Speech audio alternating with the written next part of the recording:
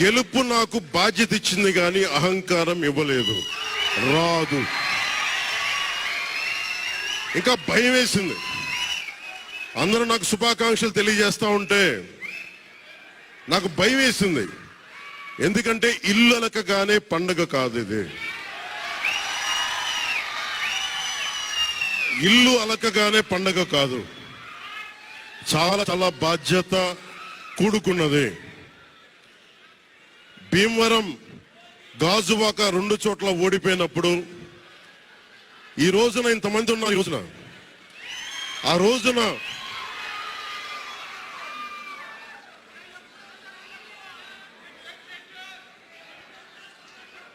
రోజున నా పక్కన నన్ను నమ్ముకున్న కొద్దిమంది తప్ప, కానీ నాకు ఒకటే అనిపించింది, నేను పరాజయం చూసి భయపడను, ఓటమి చూసి భయపడను. ఓటమి నాకు బలం ఇస్తుంది, ఓటమి నాకు ఉత్సాహం ఇస్తుంది అనుకున్నాను.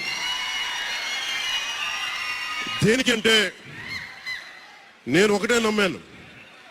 చిన్నప్పుడు తిరుపతిలో యోగా నేర్చుకుంటున్నప్పుడు ఒకటే నమ్మాను, ధర్మో రక్షితి రక్షిత అని. నువ్వు ధర్మాన్ని నమ్మితే ధర్మం నిన్ను రక్షిస్తుంది అని. ఎప్పుడో ఒక 30 సంవత్సరాలు ఇంకా ముందే 18-19 ఏళ్ళప్పుడు చదివితే ఈ రోజున ధర్మం కోసం నిలబడ్డాం. ధర్మం కోసం నిలబడితే ధర్మం ఈరోజు మనంటే నిలబడింది. అందుకని మనస్ఫూర్తిగా ఏ శక్తి అయితే కనిపించని ఆ పరాశక్తి, కనిపించని ఆ దేవుళ్ళందరికీ కూడా దయచేసి అరవందం, కనిపించని దేవుళ్ళందరికీ కూడా ఈరోజు నేను కృతజ్ఞతలు తెలియజేసుకుంటా ఉన్నాను. మనస్ఫూర్తిగా మీ అందరికీ,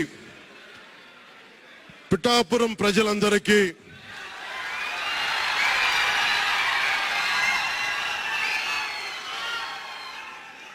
మీరు పిఠాపురం పురజనులకి, పెద్దలకి, ఆడపడుచులకి, అక్క చెల్లెలకి, యువతులకి, కథం తొక్కిన యువతకి, కథం తొక్కిన జన సైనికులకి, జనసేన నాయకులకి, తెలుగుదేశం నాయకులకి, తెలుగుదేశం శ్రేణులకి,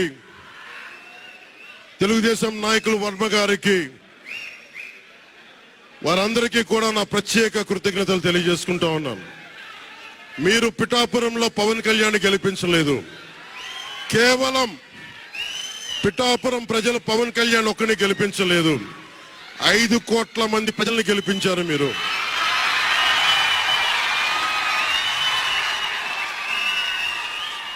నాకు బలం ఇచ్చారు. ఈరోజు మీరు గుండెల్లో పెట్టుకొని ఓడిపోతేనే ఇంత బలంగా నిలబడినవాడిని, ఇంత బలంగా నిలబడ్డవాడిని. ఇంత గెలిపించి కాదు మీరు ఇచ్చింది, చిన్నపాటి జయం ఇవ్వాల, ఆకాశం అంత విజయం ఇచ్చారు మీరు నాకు, మాకు, మా కూటమి ప్రభుత్వానికి.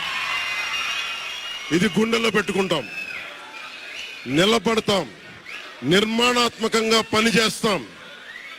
మీ కష్టాలలో మీ ఇంట్లో ఒకటిలాగా నేను ఉంటాను. మీ అందరికి మాటిస్తున్నాను.